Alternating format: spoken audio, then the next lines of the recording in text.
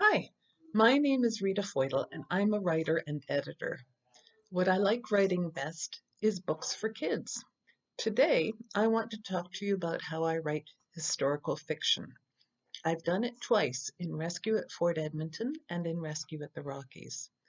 The thing about historical fiction is that you can't, or at least you shouldn't, change any of the hard historical facts. Those have to stay. Otherwise, your reader will go, wait a minute, I'm sure that's not how it happened. And then your reader won't trust what you're writing.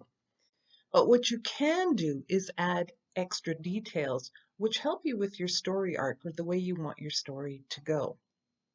Or the other thing you can do is add characters to your story so that you tell the historical part from a different point of view, which is also known as POV. When I write historical fiction, I do a ton of research. I go to the library, I interview people, read books, go online, and try and get as much information as possible. Here's an example. In Chapter 6 of Rescue at Fort Edmonton, I wanted to explore the vigilantes that threw a man's half-built house over the side of Edmonton's river valley back in 1882. The man's name was Mr. George. Because this is Treaty 6 territory, neither the vigilantes nor Mr. George had a right to build, but the vigilantes wanted Mr. George and his house off the land because one of them had already laid claim to it. To find out more about this event, I went to the public library where they keep spools of film of the Edmonton Bulletin, which is the newspaper, way back to 1882. I found the story and I've put a copy of it on my website. I will give you the link at the end, and you can read it and compare it to how I've done it in my book. The newspaper article only talks about the adults, Mr. George and the vigilantes. But it does talk about how Mr. George's house was only half built and it had a tent in the middle where he spent its nights, and the studs were all around it as he was building his cabin. And the article also talked about how uh, uh, the vigilantes brought rope to pull the cabin off the land, and how Mr. George pulled out a revolver to defend himself. There's even some dialogue in the article which I used because it sounded kind of good and accurate for that time. What I added was two kids, my main character, Janie, and Lucas, who is the son of Mr. George. So there's no mention of Lucas or Janie in the article, but I added them in.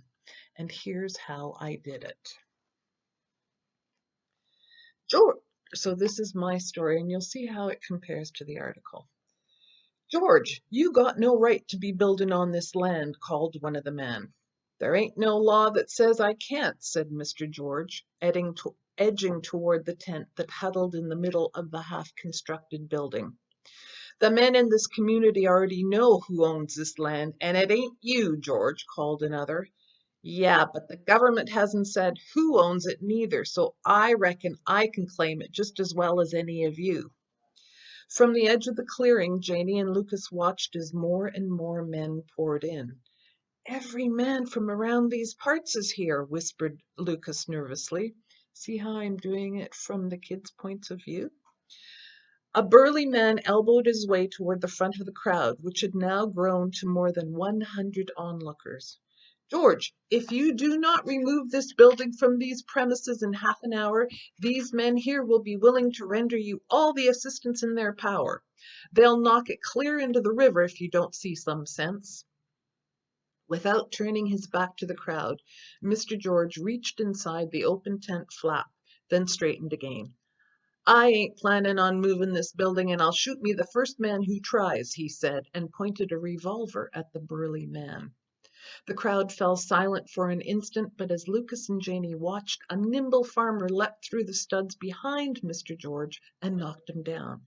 I got the gun, yelled another man, and the crowd roared and surged forward.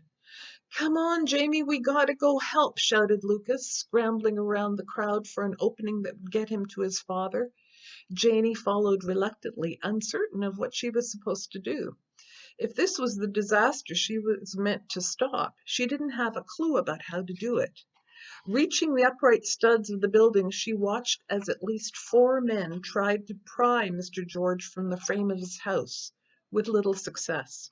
He had wrapped his arms and legs around the sturdiest of the studs and looked for all the world like a firefighter about to drop down his pole. Little Lucas darted frantically between the men, blindly pulling at their coats and kicking at their ankles. They go on to describe how they try and make the vigilante stop, but of course they can't, because historically the house did go over the river valley's edge. So this is how it goes toward its end. "Pa! Pa!" cried Lucas, his voice thin and high-pitched in terror. Mr. George still clung to his stud, and with every yank of the house he seemed to settle more firmly around the wood. Grunting, swearing, and sweating, the throng pushed the little house frame to the cliff's edge. "You better get out, George," said one of the men. "This is going over." "Then let me get my tent and our bedroll," said Mr. George resignedly. His little tent had already collapsed. He folded it together in 4 quick movements, scooped up the bundle, and stepped gracefully from his house. "Let's go, boys," shouted Martin, and with one final grunting heave the house crashed over the side of the cliff. While most of the men cheered, others flung the extra lumber after the demolished house. So that's the way I did it. And the thing is that you could also take some part of history that intrigues you and do the same thing yourself. And I've put a couple of suggestions on my website. Like maybe you're one of the kids that survived the Frank slide, or you're a kid who's alive at the same time as Leonardo da Vinci and you help him figure something out, or you're the lucky loony that helped Canada's women's and men's hockey teams win gold over the Americans in the 2002 Olympics. There's all kinds of things that you can do.